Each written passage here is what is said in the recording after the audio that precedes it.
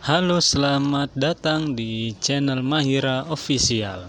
Nah, teman-teman, kali ini saya kedapatan satu PCB yang mengalami kerusakan. Di sini sih kelihatannya sudah nampak ya secara fisik ya. Ada fuse dan varistor yang mengalami kebakar, rusak ya teman-teman. Nah, di sini beberapa waktu lalu konsumen mengatakan bahwasanya ada konsleting, ada trafo terbakar. Nah, setelah selesai diperbaiki oleh petugas yang berwenang, lalu setelah itu konsumen mencoba menghidupkan AC-nya, ternyata AC-nya sudah mati total.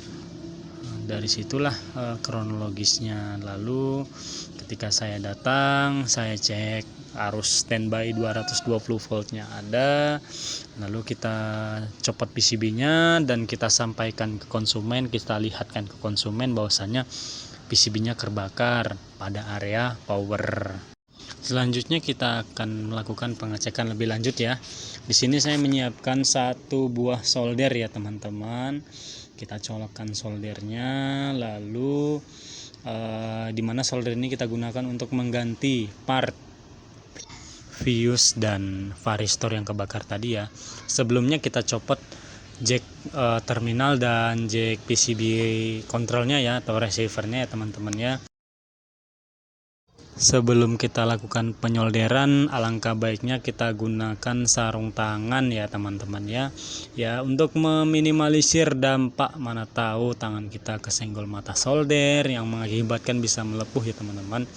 Nah, di sini saya yang pertama kita lepaskan dulu varistornya ya teman-teman ya. Kita lepaskan. Nah, bisa dilihat ya. Kita lihat, nah, kebakar ya teman-teman ya, jelas ya, sangat jelas ya teman-teman, kebakar.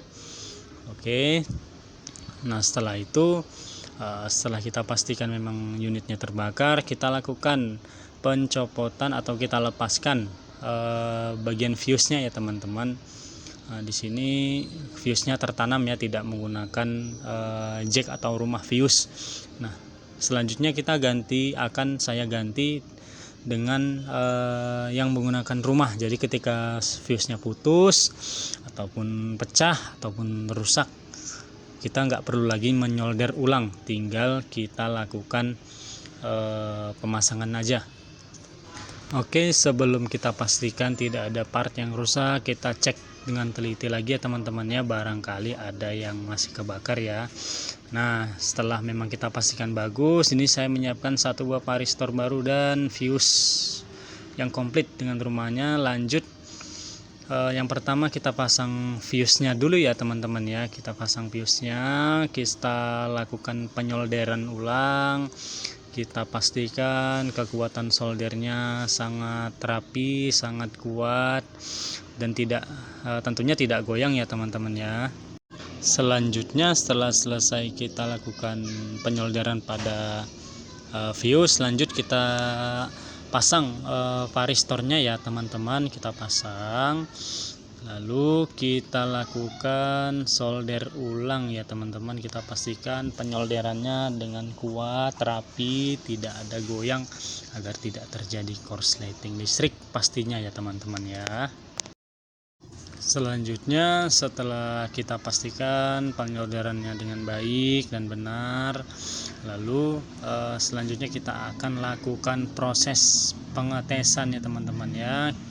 Kita lakukan proses pengetesan. Di sini saya menyiapkan kabel AC cord yang biasa saya gunakan untuk melakukan tes pada elektronik, PCB dan lain-lainnya. Pertama kita hubungkan dulu ya. Lanjutnya kita hubungkan dulu terminalnya, kita hubungkan. Lanjut PCB control atau receivernya kita hubungkan, lalu kita hubungkan probe merah pada line atau garis listriknya, lalu yang hitam kita hubungkan ke yang netral ya teman-teman ya. Setelah itu kita colok ke listrik 220 volt. Di sini sebelum saya lakukan colok listrik, saya pastikan sudah terpasang dengan benar ya, lalu langsung aja kita colok ya, dan ternyata hidup ya teman-teman ya, hidup. selanjutnya kita lakukan pengetesan dengan.